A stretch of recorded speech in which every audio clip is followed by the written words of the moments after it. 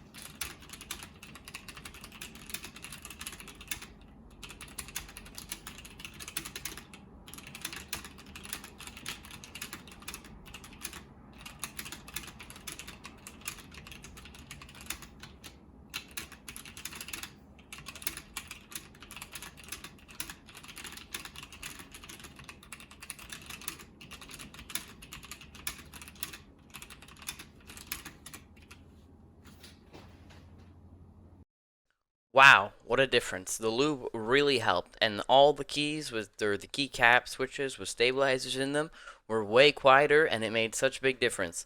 So if you have the same issue with your stabilizers or you bought the same keyboard as me, I would highly suggest doing this fix. Thank you for watching. That's all for today, and please consider subscribing.